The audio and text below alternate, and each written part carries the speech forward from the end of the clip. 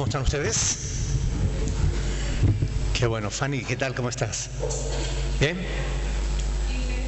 Bien, gracias a Dios. En la lucha para no perder la costumbre. Qué bueno. ¿Daniel bien? Bueno, gloria a Dios. Estamos estudiando Primera de Corintios, capítulo 3, que fue donde nos quedamos. Primera de Corintios, capítulo 3. Y la semana pasada nos quedamos haciendo un repaso. Hay como un poco de eco, ¿no? Sí, un poco de acople. ¿Puedes bajar los otros micrófonos o los monitores? Primera de Corintios, capítulo 3, que es donde estamos. Quiero aprovechar para saludar a los hermanos que nos están viendo por internet. La semana pasada nos quedamos repasando los diferentes tipos de personas de los que habla Pablo en esta epístola a los Corintios. ¿De cuántos tipos de personas hablaba Pablo? De 3. Muy bien. ¿Puedes encender la luz? Esta de aquí. La primera de allí. De 3 tipos de personas. La primera era la natural, que era el que no tiene a Dios, el que no cree en Dios, no tiene a Dios en su vida. Esa es la persona natural, ¿ok? ¿Perteneces a ese grupo tú? Pero que no. Pero que los que estáis aquí, todos pertenezcáis a otro grupo de personas, ¿verdad?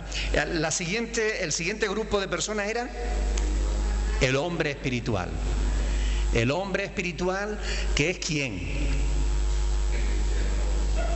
El que tiene al Señor y hace la voluntad de Dios, el que vive de acuerdo a las enseñanzas de la palabra. Y después había un tercero que era el carnal. Ustedes no pertenecen a ese tampoco, ¿verdad? Aquí no hay ninguno que pertenezca a ese grupo, ¿no? Al grupo de cristiano carnal, ¿no? Porque, a ver, ¿qué características destacan en el cristiano carnal? A ver, ¿cómo es el cristiano carnal? La ira. A ver, deja algo para los demás, algo más. A ver, Olga. Las contiendas.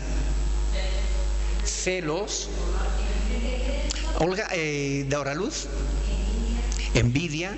Dayana. Cree en Dios pero se deja dominar por la carne.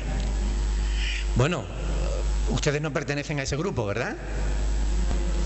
¿A cuál pertenecen ustedes? Al de cristiano espiritual, ¿no? Por lo menos así debe ser, ¿no? Así debería ser, ¿no? Bueno, espero que así sea. Espero que así sea, ¿vale? Bien. Pero esos son los 3 tipos de personas de los que nos habla Pablo en esta epístola a los Corintios. Se nos dice ahí que el cristiano carnal no puede entender las profundidades de la fe porque necesita madurez, ¿verdad? Bueno, ahora bien, hay otros pasajes, aparte de este de Primera de Corintios, que nos hablan del cristiano carnal. Vamos a ver algunos pasajes para completar un poco la imagen de ese hombre o de esa mujer que habiendo conocido a Dios, que habiendo creído en Él, que sabiendo que la palabra de Dios es verdad, no vive de acuerdo a ella.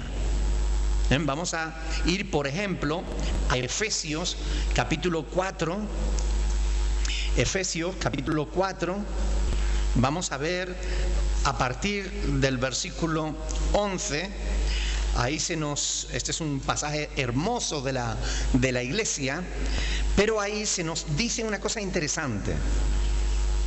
Vamos a leer a partir del 11 hasta el 16. Efesios capítulo 4, del 11 hasta el versículo 16. Dice que Él mismo constituyó a unos apóstoles, a otros profetas, a otros evangelistas, a otros pastores y maestros. a fin de perfeccionar a los santos. Oiga, ¿quiénes son los santos? Nosotros. Pero, a ver, destaquen, ¿quiénes son?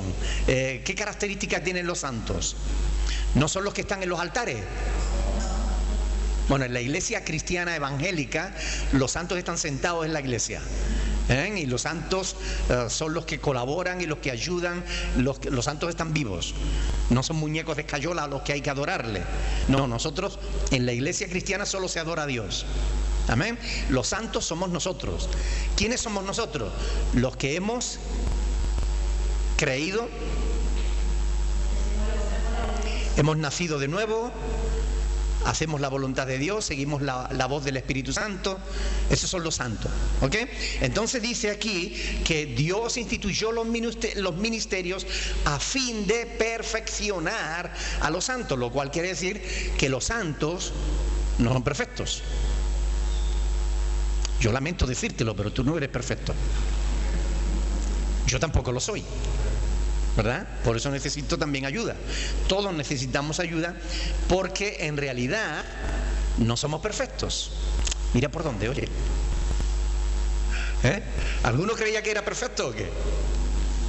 Bueno, ¿Perdón? Son los cristianos espirituales, pero que aún siendo espirituales necesitan ser perfeccionados. ¿Ok?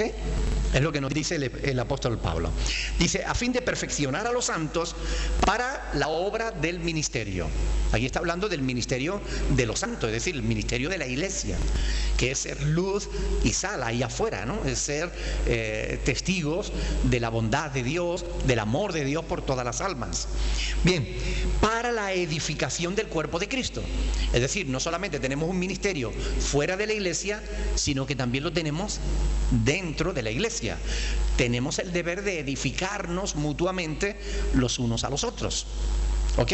Por eso Pablo dice, todo lo que hagáis, hacedlo para edificación. ¿Amén? Es decir, edificar es construir. ¿Qué es lo contrario a edificar? Destruir. Entonces no debemos, todo lo que hagamos debemos hacerlo para construir, no para destruir. Amén. O sea, si tú haces un comentario, que sea para edificar. Si no va a edificar, mejor guárdatelo. Porque si va a destruir, es mejor que no lo hagas, porque después Dios te va a pedir cuenta.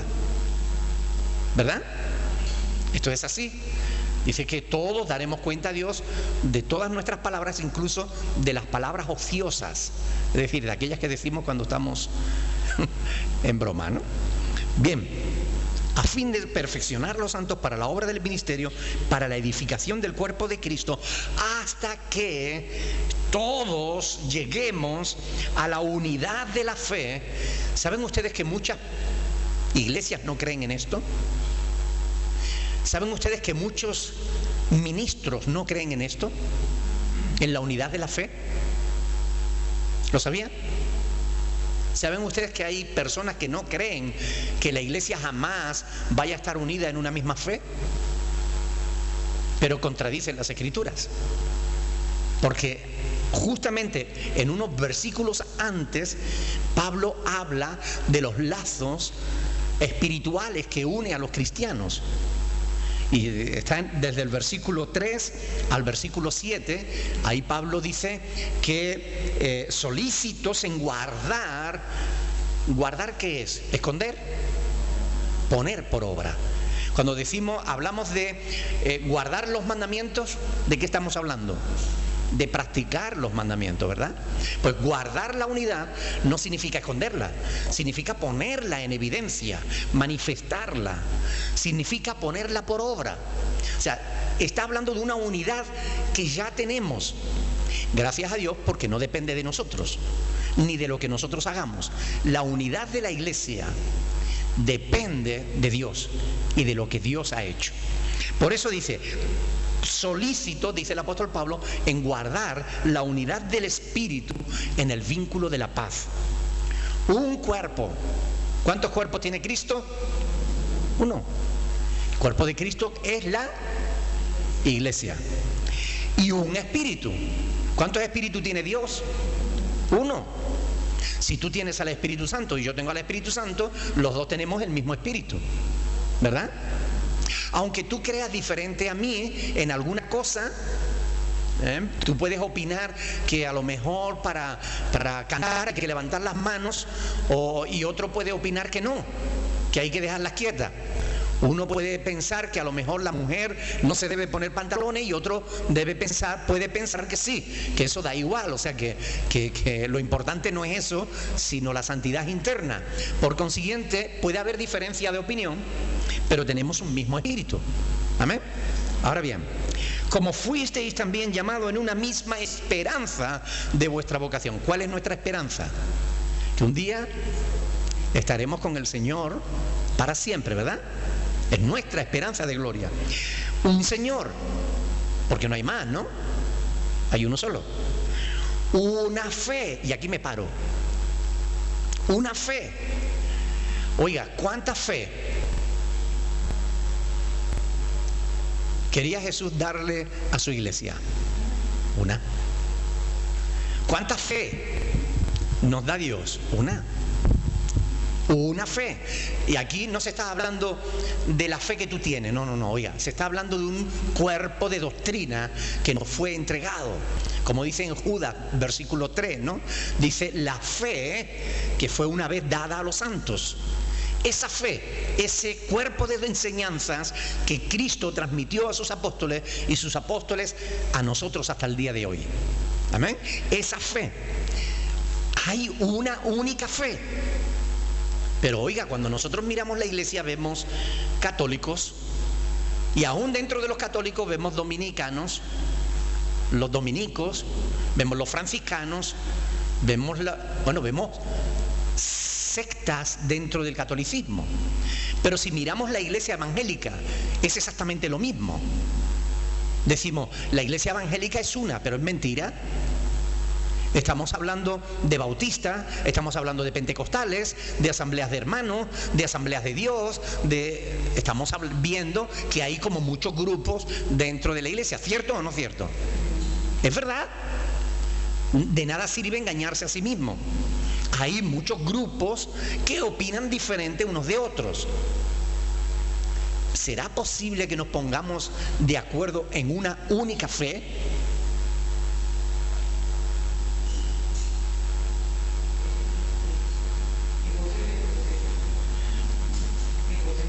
Posible es, pero se quiere. Si nos disponemos. En realidad, Dios nos ha dado una sola fe. Somos los hombres los que desviamos, aportamos o quitamos de la fe que Dios nos ha dado, añadimos o quitamos lo que nos da la gana y cambiamos la fe que Dios nos ha dado, y cada uno quiere tener la suya propia. Por eso existen las denominaciones. Y hay quien dice que las denominaciones son de Dios, y yo digo que es un mentiroso. Las denominaciones no son de Dios. Las denominaciones son partidismos que han hecho los hombres sobre la única fe que Dios nos ha dado. ¡Wow! ¿Están de acuerdo o no? Porque en realidad Dios nos ha dado una sola palabra. Y hay una sola, única sola forma de entender las Escrituras. Algunos dirán, no, eso no es verdad, cada uno la entiende de una manera, porque no la conocen. Pero cuando la Escritura se conoce adecuadamente y se siguen al pie de la letra las normas de la exégesis bíblica, de la hermenéutica, de la interpretación correcta de las Escrituras, solo hay una forma de entender la palabra. Pero algunos se aferran más a sus tradiciones que a la propia palabra de Dios. Y no es nuevo. Aún Jesús en su tiempo tuvo que batallar contra eso. Marcos capítulo 7 lo dice claramente. Jesús les llamó hipócrita a los religiosos de su tiempo, porque decían, en base a vuestras tradiciones habéis invalidado los mandamientos de Dios, enseñando como doctrina mandamientos de hombres. Y yo pregunto, ¿no es verdad que muchas veces las cosas que se enseñan desde los púlpitos son más mandamientos de hombre que de Dios? Es verdad. Es verdad. Porque se desconoce en profundidad las Sagradas Escrituras. De ahí que sea necesario lo que dice aquí la palabra de Dios, que Dios instituyera ministros para enseñar, pastores y maestros. El problema, ¿saben ustedes que cuando dice aquí en el versículo 11, pastores y maestros, es un solo ministerio? Porque dice Pablo en 1 de Timoteo, capítulo 3, que el maestro debe ser apto para enseñar. Por tanto, pastores y maestros son una misma cosa. El pastor tiene que ser maestro de las Escrituras. Pero mire usted, si nos encontramos con pastores que dicen que no les gusta estudiar, ¿qué clase de maestro va a ser ese pastor? Un pastor negligente, un maestro negligente, que va a enseñar cualquier cosa que se les antoje, lo último que oiga, lo último que vea en internet. Y así hay pastores que no tienen profundidad de conocimiento de la palabra de Dios. Pasa en la Iglesia Católica, donde la mayoría de los curas ni siquiera conocen las Sagradas Escrituras. No han cogido una Biblia en su vida. Pero también pasa en la Iglesia Evangélica, donde algunos cogen la Biblia para ir a la iglesia, y hablo de pastores. Por eso es necesario conocer las Sagradas Escrituras. Por eso Dios instituye pastores y maestros para perfeccionar a los santos para la obra del ministerio, hasta que todos lleguemos a la unidad de la fe y del conocimiento del Hijo de Dios. Tenemos que hacer lo posible por llegar a la unidad de la fe y del conocimiento del Hijo de Dios. Y quien diga que esto no es posible está contradiciendo las Sagradas Escrituras. Porque aquí el apóstol Pablo no solamente dice que es posible, sino que está diciendo que es responsabilidad de los pastores hacer esto. ¿Están de acuerdo o no? Pero los pastores tienen miedo a sentarse con otros pastores a dialogar sobre la palabra de Dios. Tienen miedo porque en el fondo no están suficientemente preparados. Tienen miedo de descubrir que lo que han estado creyendo puede que no sea totalmente al 100% correcto y que puedan estar equivocados. Y prefieren no discutir, prefieren no estudiar, no investigar, no sentarse y hablar y dialogar. No, tú piensas lo que quieras, que yo pienso lo que yo quiero. Prefieren eso, mantener una mentira o una tradición, antes que sentarse y buscar la unidad de la fe. Pero es nuestra responsabilidad. Nosotros no tenemos miedo a sentarnos con nadie y dialogar sobre el conocimiento de la palabra de Dios. No tenemos miedo. Hasta que todos lleguemos a la unidad de la fe. Porque llegaremos, hermanos. Algunos no quieren, pero los verdaderos cristianos llegaremos a la unidad de la fe y del conocimiento del Hijo de Dios, a un varón perfecto, y perfecto a la medida de la estatura de la plenitud de Cristo. ¿Ustedes creen que esto es posible? Porque si no creen que sea posible, no están creyendo en la palabra de Dios.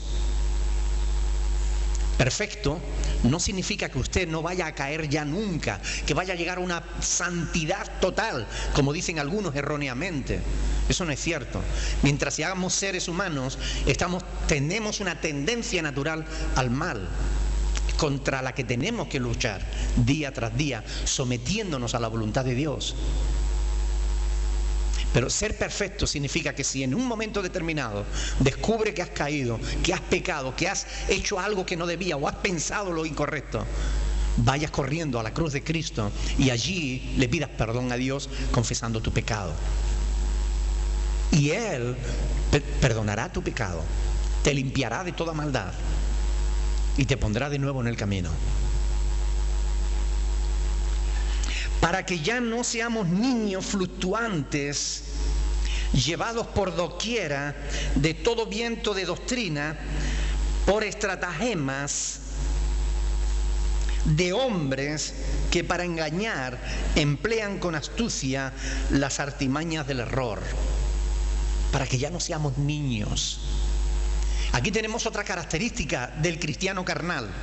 El cristiano carnal es niño. Y ahora viene alguien y le cuenta un cuento chino y se va para allá creyendo ese cuento chino. Pero mañana viene otro y le cuenta otro diferente y se va para allá creyendo el otro cuento. Porque es niño, fluctúa. Cada vez que viene un viento de doctrina, el niño se deja arrastrar. Porque es carnal, porque no tiene madurez, porque no tiene conocimiento de la palabra, no tiene profundidad de la palabra. Y es necesario para que no seamos niños fluctuantes, llevados por doquiera de todo viento de doctrina, por estratagemas de hombres que para engañar emplean con astucia las artimañas del error. Y esto está hablando dentro de la iglesia, ¿eh? Dentro de la iglesia. Hombres engañadores que emplean artimañas para enseñar lo incorrecto. Y si el pueblo de Dios no es maduro, si el pueblo de Dios es niño, el pueblo de Dios se deja arrastrar por estos engañadores. Por eso es necesario ser maduro. Ser un cristiano espiritual significa estar siempre dispuesto a conocer en profundidad la verdad de Dios. Estar abiertos a que Dios nos enseñe. Cuando creemos que ya lo sabemos todo, mal asunto para nosotros. Yo llevo más de 30 años escudriñando las Sagradas Escrituras, pero cada día sigo estudiándola, cada día sigo descubriendo cosas, cada día Dios me sigue enseñando, y eso es importante tenerlo en cuenta. Hay que estar abierto, sino que siguiendo la verdad en amor, crezcamos. Siguiendo la verdad hay que seguirla, en amor, pero hay que seguirla. Hay que siguiendo la verdad en amor, crezcamos en todo en aquel que es la cabeza, esto es Cristo. Amén.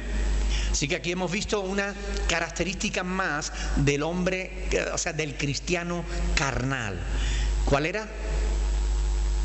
Que el cristiano carnal es niño. El cristiano carnal es inmaduro. Por eso Pablo en 1 Corintios 3 dice: de manera, hermanos, que yo no pude hablaros como a espirituales, sino como a carnales, como a niños en Cristo. Y esto es importante. Nosotros tenemos que dejar de ser niños. Cuando éramos niños, podíamos hablar como niños, juzgar como niños.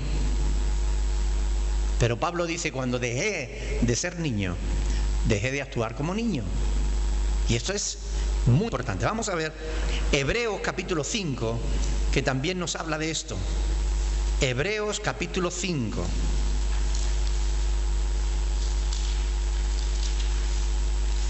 Yo no sé, este texto lo vimos la semana pasada. No estoy seguro. ¿Sí? ¿Lo vimos? Pues entonces a lo mejor yo... Sí. Bueno, vamos a leerlo de todas formas porque es interesante. Creo que he empezado entonces un poquito antes de donde debería haber empezado quizás. Hebreos 5, del 11 al 13. Dice: acerca de esto tenemos mucho que decir y difícil de explicar, por cuanto os habéis hecho tardos para oír.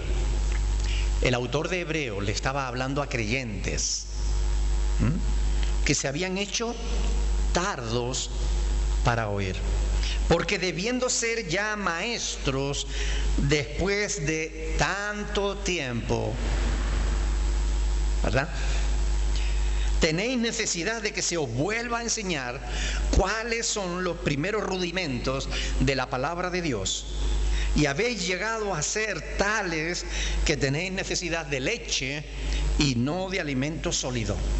Y todo el que participa de la leche es inexperto en la palabra de justicia, porque es niño. Pero el alimento sólido es para los que han alcanzado madurez, para los que por el uso tienen los sentidos ejercitados en el discernimiento del bien y del mal. ¿Ustedes entienden este pasaje o no? ¿Quiénes son los maduros? Los que por el uso tienen ejercitados, dice, tienen los sentidos ejercitados en el discernimiento del bien y del mal. Es decir, el que ve venir al mal desde lejos, el que ve lo que es bueno y lo que es malo, conforme a la voluntad de Dios, el que tiene capacidad de discernimiento. Hay creyentes que creen que son maduros y a veces hacen cosas de niños y actúan como niños. Se les ve orgullo, se les ve altanería, se les ve actitudes de niños en Cristo, que ya no deberían estar en la vida de un cristiano maduro. El cristiano maduro debería estar ya enseñando a otros. Y muchas veces hay cristianos que llevan mucho tiempo que tienen todavía necesidad de volver a los rudimentos, al principio del Evangelio, porque no han aprendido. Puede que tengan el conocimiento, la información. Yo quiero hacer una clara diferencia entre el conocimiento, que es información, y la sabiduría, que es saber usar esa información en el momento oportuno de la manera adecuada, para el bien de los demás y de uno mismo. ¿Ok? ¿Ustedes entienden esa diferencia? Conocimiento es información. Había un programa de televisión no hace mucho, donde salía un niño que le llamaban el niño, ¿cómo le llamaban?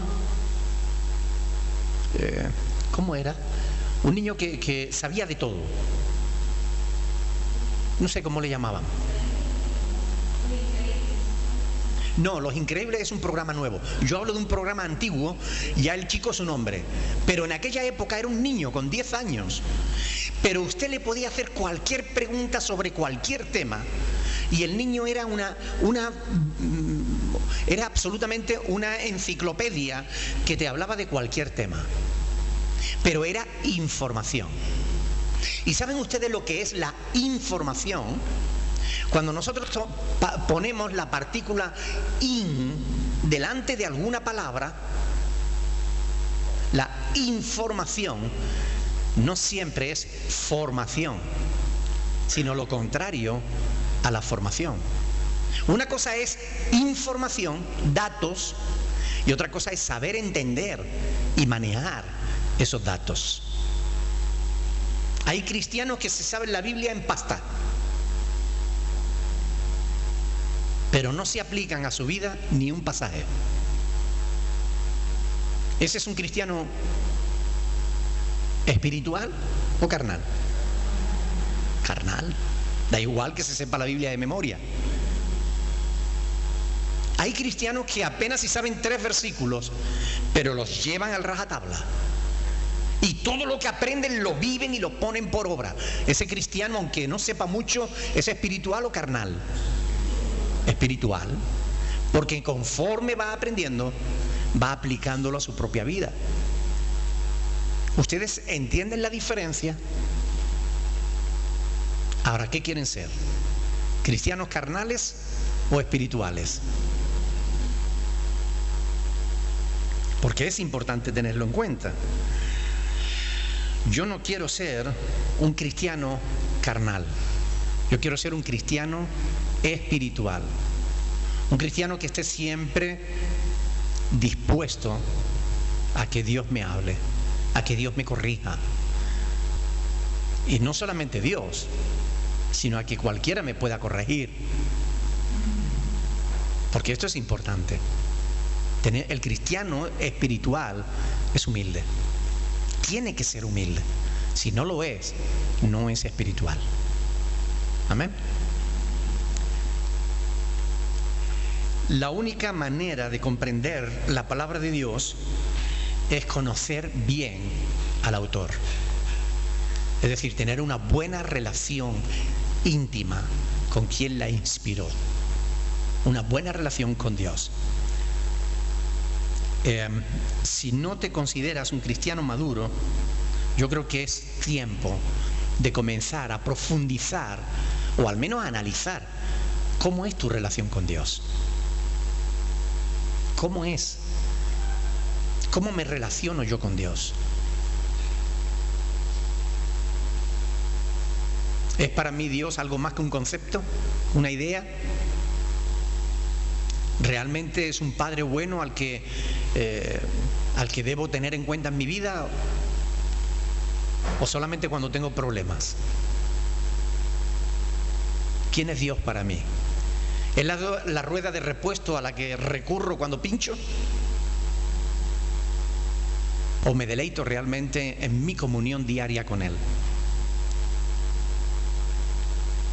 ¿Quién es Dios para mí? Tengo que profundizar en mi relación personal con Dios si quiero madurar. Amén. Los corintios, decimos amén, pero ¿haremos algo para hacerlo? ¿Haremos algo para profundizar nuestra relación con Dios? Los corintios pensaban que ellos habían llegado ya a lo máximo en el conocimiento de la fe. Ellos desde luego no se veían desde la perspectiva en que Dios los veía a ellos. Y es que ya el Señor lo dijo a través del profeta Isaías, ¿verdad? El Señor dice: vuestros pensamientos no son mis pensamientos, ni mis caminos son vuestros caminos, ¿verdad? Tal como nosotros vemos las cosas, las vemos desde una perspectiva, pero Dios las ve desde otra. Por eso es importante la comunión con Dios, porque podemos preguntarle: Señor, ¿y tú cómo me ves? Para mí fue tremendo, porque antes de conocer el Evangelio, antes de conocer a Dios, yo me comparaba con los demás y yo decía: pues yo soy mejor. Porque siempre que nos comparamos con otros, nos vemos mejor. ¿Saben por qué? Porque nuestro corazón está averiado y no nos deja ver bien. Como nuestro corazón está averiado, se le ha fundido un plomo, y el orgullo ha saltado como si fuera un maíz dentro de un microondas. El orgullo distorsiona nuestra visión y nos hace creernos superiores a los demás. Pero cuando yo conocí a Jesús, cuando alguien me habló de Él y yo pude conocer a Cristo según las Escrituras, yo me di cuenta, al compararme con Jesús, quién era yo realmente. Me vi desde la perspectiva en que Él me veía y descubrí que yo no era quien creía que era. Por eso quise parecerme más a Jesús.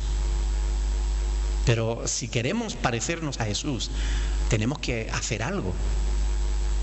Porque si no hacemos nada, seguiremos pareciéndonos a quien nos parecemos hoy. Tenemos que hacer algo distinto si queremos cambiar. Para que el resultado sea diferente, no puedo seguir haciendo lo mismo. ¿No creen? Por eso Pablo les corrige aclarándoles que el Evangelio no consistía en sabiduría humana. Y de esto el capítulo 1, el capítulo 2 y aún el capítulo 3 nos sigue hablando de esto, ¿no? El Evangelio, ningún ser humano hubiera podido diseñarlo. Ningún ser humano. Si ustedes analizan el Evangelio de una manera, simplemente de una manera intelectual, ustedes se van a dar cuenta de que el Evangelio no es una historia mítica, no es una historia inventada por el hombre. Es que es imposible que el hombre hubiera podido inventar algo como eso.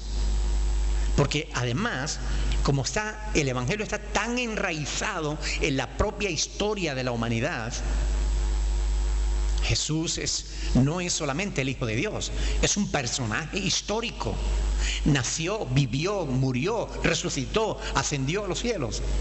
Y hay testigos de ellos, y escribieron y dieron su testimonio, e impactaron al mundo entero con ese testimonio. O sea, el Evangelio es real. No es algo inventado por el hombre. No hay ninguna mente capaz de poder inventar algo como el Evangelio. Jesús es real. Y la transformación de millones de vidas dan testimonio de que el Evangelio es real. Millones de personas en todas las etapas de la historia humana, creyendo en Dios y en su palabra, han sido transformadas. Millones de personas, millones de familias, personas, algunas que estuvieron al borde del suicidio, al creer en Jesús, sus vidas cobraron sentido y fueron transformados.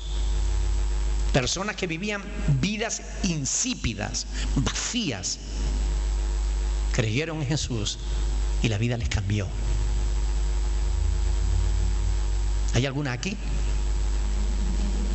¿Hay alguna persona aquí cuya vida el Evangelio cambiara? Mi vida la transformó el Evangelio. Y Pablo está ahí diciéndoles a los corintios que solo Dios puede transformar las vidas por el Evangelio. Por tanto, solo a Dios le corresponde la gloria. No al hombre, no al predicador, no al pastor, no al maestro. Da igual lo grande que sea, da igual el número de personas que lo siga. Al Señor, tu Dios, adorarás y a Él solo servirás. Amén. Porque Él es el único que merece la verdadera adoración de todo el mundo. Dios. Vamos a leer en 1 Corintios capítulo 3, vamos a leer los versículos del 5 en adelante. ¿Qué pues es Pablo? ¿Qué pues es Pablo? ¿Y qué es Apolos? Servidores por medio de los cuales habéis creído. Y eso según lo que a cada uno concedió el Señor. Yo planté, Apolo regó, pero el crecimiento lo ha dado Dios. Así que ni el que planta es algo, ni el que riega, sino Dios que da el crecimiento. Amén. ¿Qué es Pablo? ¿Qué es Apolos? Los filósofos de hoy en día, los psicólogos, nos dicen que el problema, la raíz de todos los problemas del ser humano hoy en día, es que la religión le ha robado su autoestima. La palabra de Dios nos dice otra cosa bien distinta. La palabra de Dios nos dice que el verdadero problema del hombre no es que no tenga autoestima, es que tiene demasiada autoestima. Es que el hombre se cree que es Dios, es que el hombre se cree que no necesita de Dios, es que el hombre se ve como superior incluso a Dios mismo. Ese es el verdadero problema. Los problemas del ser humano están en que el ser humano es ególatra. El ser humano es orgulloso. El ser humano piensa que es mejor que Dios mismo. ¿Y para qué necesito yo a Dios? ¿Han oído alguna vez eso? Es terrible. A mí me retiñen los oídos cuando yo escucho una frase como esa.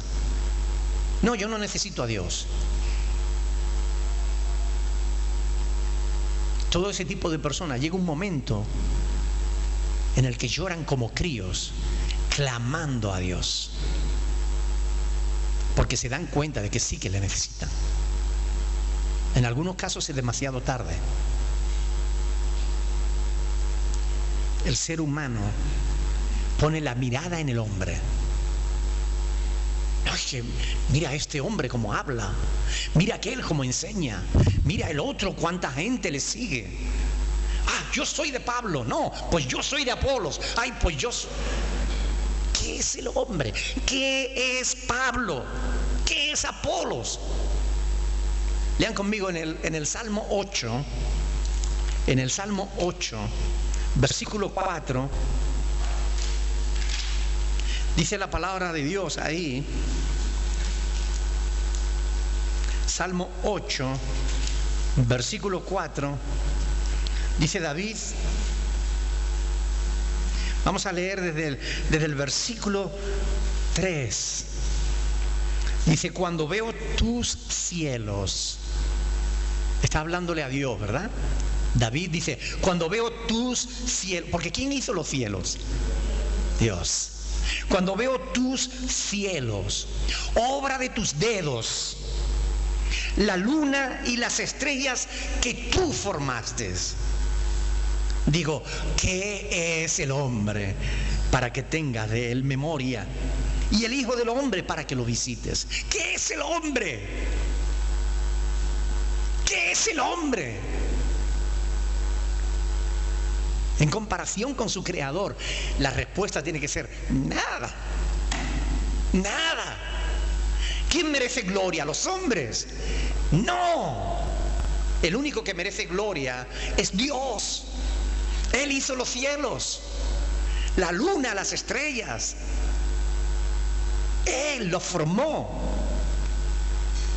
Él dijo y fueron hechos. Él sí que es digno de ser adorado. Él sí que debe ser seguido. Él sí que debe ser admirado. Pero el hombre, el mejor entre nosotros, no vale nada. ¿Qué es el hombre? ¿Qué es Pablo? ¿Qué es Apolos? Nada. Somos nada. Y nos creemos superiores al mundo entero. Qué distorsión hay en el corazón humano. Qué ceguera espiritual. Y fíjense que eran cristianos los que estaban poniendo su mirada en los hombres. Eran cristianos, pero eran cristianos carnales, ¿verdad? Porque si hubieran sido espirituales, hubieran puesto sus ojos ¿en quién? En Dios. No los hubieran puesto en los hombres. No hubieran discutido por uno ni por otro. Hubieran sido seguidores de Dios, adoradores de Dios, admiradores de Dios. ¿A quién sigues tú?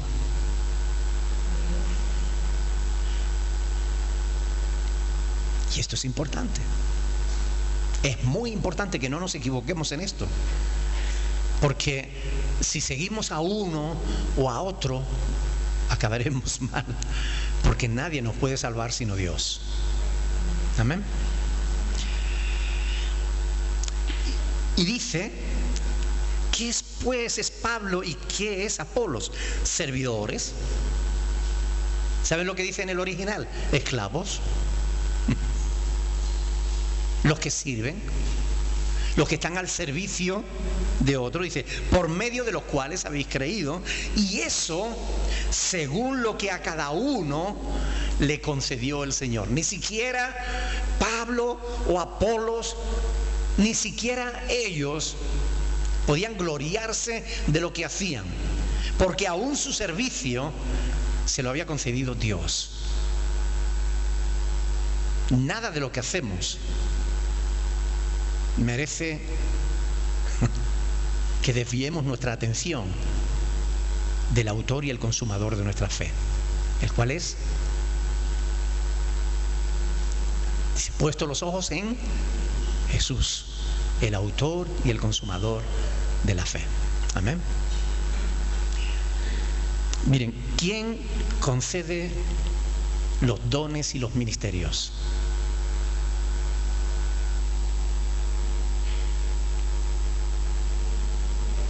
Dios. Dios es el que llama, Dios es el que confirma, Dios es el que capacita, Dios es el que hace que podamos hacer lo que hacemos. Dios. Entonces, ¿para quién debe ser la gloria? ¿Para el hombre que hace lo que Dios hace a través de él, que es un mero canal? ¿O para Dios? Para Dios. Ningún hombre, ninguna mujer, ninguna persona debe ser adorado. Y hay iglesias donde se adora al hombre. Aquí no, gracias a Dios. ni que yo me entere. Pero hay iglesias donde, que nuestro pastor, qué hombre de Dios.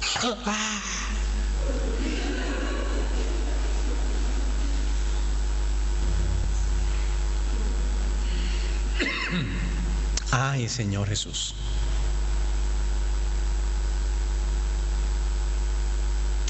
¿Nos necesita Dios a nosotros o necesitamos nosotros a Dios? ¿Verdad? ¿Debemos seguir a Dios o a los hombres? Quiero que lean conmigo, nos vamos a adelantar un poquito al capítulo 4, verso 7. Porque vamos a ver cómo el apóstol Pablo está hablando de este tema continuamente a lo largo de toda la epístola. 4:7 dice: porque ¿quién te distingue?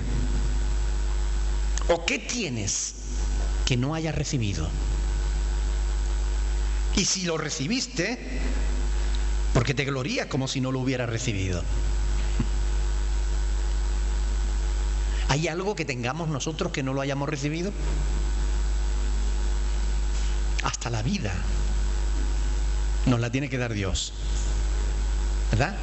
Y cada mañana al abrir los ojos constatamos que Dios ha prolongado su misericordia para con nosotros, dándonos un día más. Pero es un día de regalo que Dios nos da, ¿verdad? Sería bueno que fuésemos agradecidos. Porque ¿qué sería si un día nos levantamos y solamente tuviéramos aquello por lo que el día antes le dimos gracias a Dios? ¿Entendieron? ¿Qué sería si una mañana nos levantamos y solo tuviéramos aquello por lo que le dimos gracias a Dios el día antes? Es decir, si no le agradeciste a Dios tu casa, perdiste tu casa. Si no le diste gracias a Dios por tu pareja, perdiste tu pareja. Si no le diste gracias por tus hijos, perdiste tus hijos. ¿Se imaginan? Si solo tuviéramos aquello por lo que diéramos gracias. ¿Verdad que no somos todo lo agradecidos que debiéramos ser? Él sí que merece ser adorado. Él sí que merece ser admirado. ¿Pero qué somos nosotros? Nada. Vasos de barro. Nada más. Vasijas de barro. Y algunos quebrados. Pero la gracia de Dios para con nosotros nos usa. A pesar de todo, ¿verdad? Pero todo cuanto tenemos, todo cuanto somos, es de pura gracia. No hay nada que podamos decir, esto lo he conseguido yo. Ay, hubo un hombre que dijo, esto lo he conseguido yo con la fuerza de mi brazo. Y se llevó 7 años comiendo hierba, creyéndose que era un caballo. Está en la Biblia. Se llamaba Nabucodonosor. Y era el emperador de Babilonia. 7 años viviendo como un animal.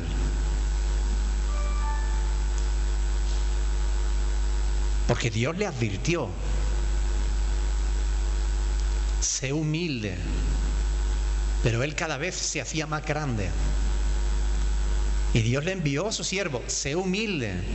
Si no, Dios te va a reprender, Dios te va a castigar. Pero él se olvidaba de las cosas de Dios. Él no tenía en cuenta a Dios. Y una mañana se levantó y mirando su reino, dijo: ¡ah, qué grande soy yo! Todo lo que he conseguido con la fuerza de mi brazo. Y quedó loco. Ahí mismo.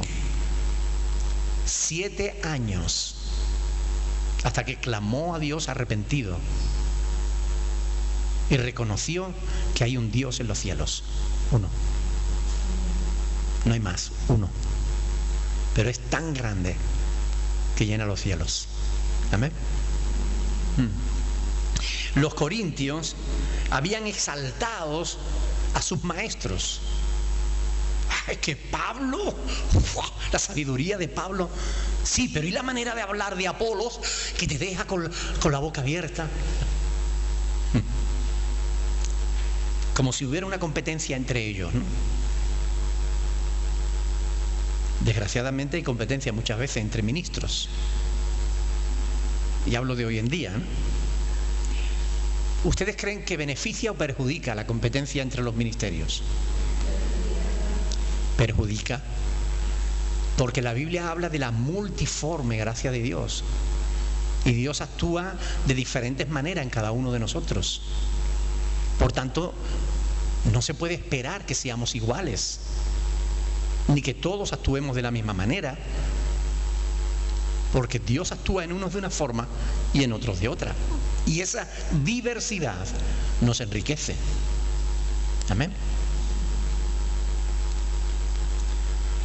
Pablo establece que todos los siervos de Dios somos servidores, compañeros de trabajo. Servimos a un mismo Señor, al dueño de la obra. Amén. Yo planté, Apolo regó, pero el crecimiento lo ha dado Dios. ¿Qué quiere? Antes, servidores por medio de los cuales habéis creído, y dice, y eso según lo que a cada uno concedió el Señor. ¿Qué quiere decir Pablo con esa frase? Cada uno sirve dependiendo de lo que ha recibido de parte de Dios. Si uno recibe la capacidad de predicar, o de enseñar, o de aconsejar, o de ayudar, o de administrar, cada uno según el don que ha recibido. Dice el apóstol Pedro en 1 de Pedro 4:10, dice, cada uno según el don que ha recibido, ministrelo a los demás como buenos administradores de la gracia de Dios. Amén. Porque cada uno hemos recibido un don de Dios. No todos tenemos los mismos dones. Así que, siguiendo el ejemplo de Jesús, aquí Pablo nos va a hablar en parábolas. Dice el versículo 6, yo planté, Apolo regó, pero el crecimiento lo ha dado Dios. ¿Qué parábola está usando aquí Pablo? La siembra y la cosecha, ¿verdad?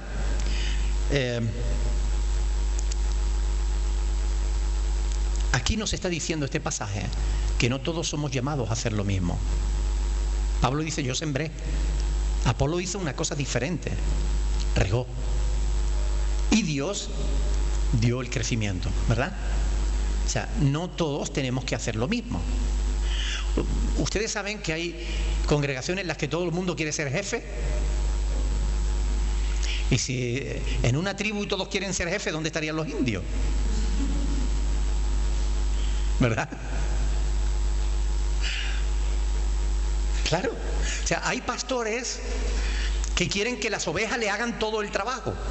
Y entonces lo que hacen es delegar todo su trabajo en las ovejas. Y hay otros que no delegan nada porque tienen miedo de que le quiten el sitio. Y yo creo que todos los extremos son malos. Hay que buscar el equilibrio, ¿verdad? Ahora vamos a ver un pasaje en 1 de Corintios, vamos a adelantarnos. 1 de Corintios capítulo 12. Porque es interesante lo que dice aquí el apóstol Pablo. Es muy interesante y debemos tenerlo en cuenta. 1 de Corintios capítulo 12, verso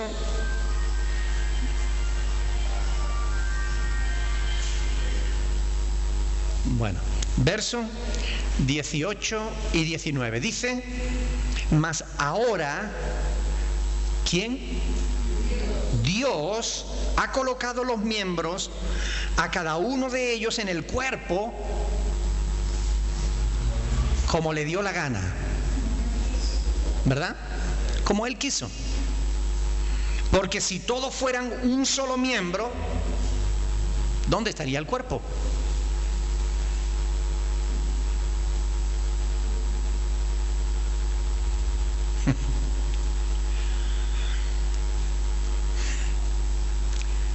¿Qué palabra usa? Esto se ha entendido, ¿verdad? No hace falta explicación, ¿no? Yo creo que está claro, ¿no? O sea, si, imagínense ustedes un ojo grande, ¿no? Y llega alguien y te dice, mire, te presento a mi novio. Y el novio es un ojo grande, pero no tiene ni pestañas. ¿Ustedes creen que podrá hablar el ojo? No, porque no tiene boca. ¿Podrá andar? No, porque no tiene pies. ¿Podrá pensar? No, porque no tiene cabeza.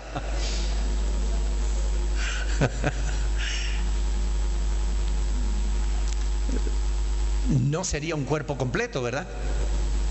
Si todo el cuerpo fuera ojo, ¿dónde estaría el resto? Bueno, como no hace falta más explicación, volvemos al capítulo 3, versículo 6. Yo planté, Apolo regó, pero el crecimiento lo ha dado Dios. Así que Pablo está usando una parábola, una figura literaria que tiene que ver con la agricultura, ¿verdad? ¿Pablo fue alguna vez agricultor? Nunca. Casi con toda seguridad, nunca. Desde chiquitito fue educado conforme a la costumbre judía, y los judíos acostumbran enseñar a los niños una profesión, aparte del conocimiento de las escrituras y tal, una profesión con la cual pueda valerse en la vida. Y la profesión de Pablo, ¿cuál era? Hacer tiendas.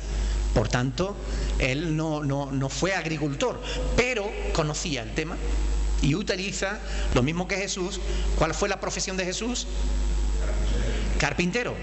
Pero él utilizó las parábolas sobre el sembrador y sobre la levadura, ¿verdad? No fue panadero, no fue agricultor, pero conocía el oficio y usaba esas parábolas como forma para enseñar verdades profundas de la Escritura, ¿verdad? Ahora, para aclarar, ¿por qué usa esta parábola aquí? Porque Dios nos ha encargado a unos una cosa y a otros otra. Ahora, hay una parte de la tarea que Dios no nos ha encargado ni a unos ni a otros. Aquí Pablo dice, yo sembré, Apolos regó, pero el crecimiento lo ha dado Dios. ¿A quién le ha encargado Dios el crecimiento de la iglesia? A nadie. Esa es una prerrogativa que Él se guarda. ¿Ok? Es Dios el que añade cada día a la iglesia los que han de ser salvos. ¿Ok? Nuestra misión es ser luz, ser testimonio, compartir nuestras experiencias, compartir el evangelio con los demás, pero convencer de justicia, de juicio y de pecado. ¿Quién lo hace? El Espíritu Santo. Añadir cada día a la iglesia a los que han de ser salvos. ¿Quién lo hace? Dios. El crecimiento, ¿quién lo da en la iglesia? Dios. Ahora, si esto es así, ¿por qué algunos pastores andan absolutamente obsesionados con el crecimiento de la iglesia? ¿Por qué creen? Por orgullo, por intereses económicos, porque quieren reconocimiento, por vanagloria. Perdón, ¿quién habló? Levanta la mano, habla fuerte. Adelante, Rosy. Porque quieren ser más grandes. Pero ¿hay algo de bueno en todas esas razones que habéis dado? Ninguna. En realidad, ¿saben?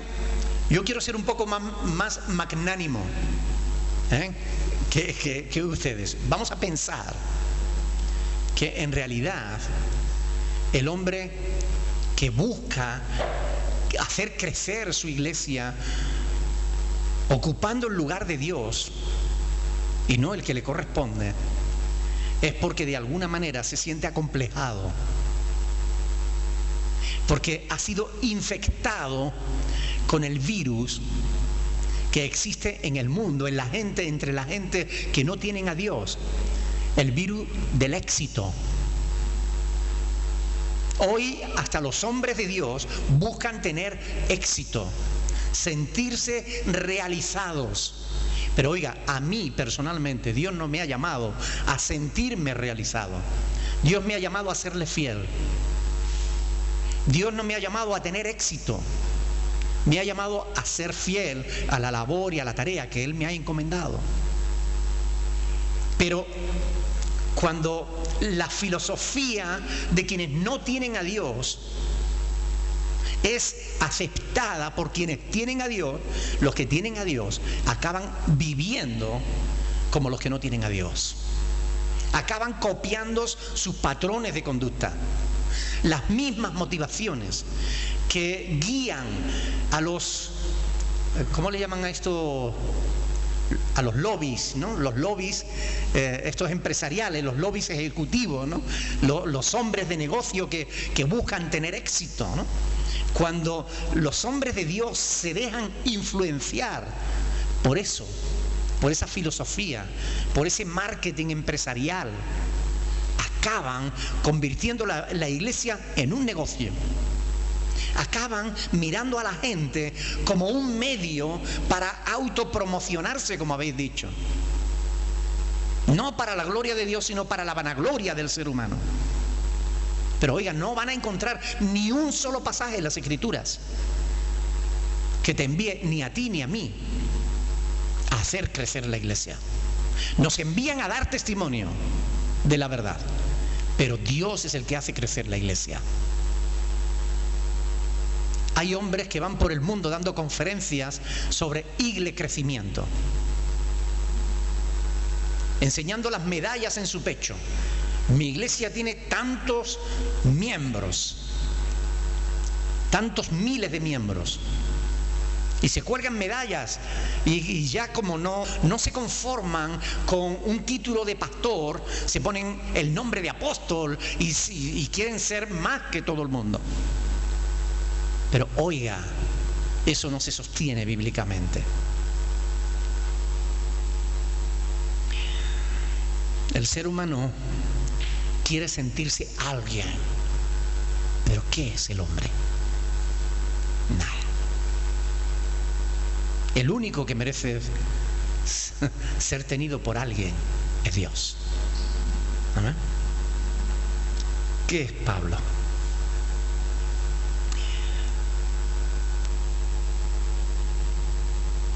Sobre todo, hermanos, cuando sabemos que muchas congregaciones están creciendo, pero haciendo uso de métodos ilícitos. Hay iglesias muy grandes, pero son iglesias cuando la gente que están ahí dentro ni siquiera han nacido de nuevo. Son iglesias cuando van cada domingo a un espectáculo. Son iglesias cuando se les manipula desde el púlpito, obligándoles a traer gente a la iglesia, porque si no, le están fallando a Dios. Cuando en realidad eso no está en las Escrituras, ni lo van a encontrar.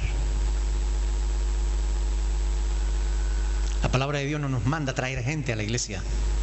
La palabra de Dios nos lleva a que cuando vayamos ahí afuera demos testimonio de nuestra fe. Llevemos a la gente a Cristo. Demos testimonio de la verdad. Pero es necesario que todo esto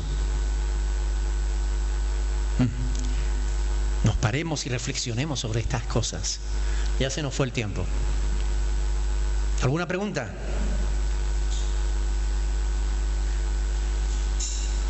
¿Ustedes creen que Dios mide el ministerio por el número de personas que lo siguen? ¿Cuál sería el parámetro que Dios usaría para saber si un hombre de Dios de verdad es un hombre de Dios? ¿El testimonio? La comunión con los demás, con Dios. Comunión con Dios, sus frutos. Y estamos hablando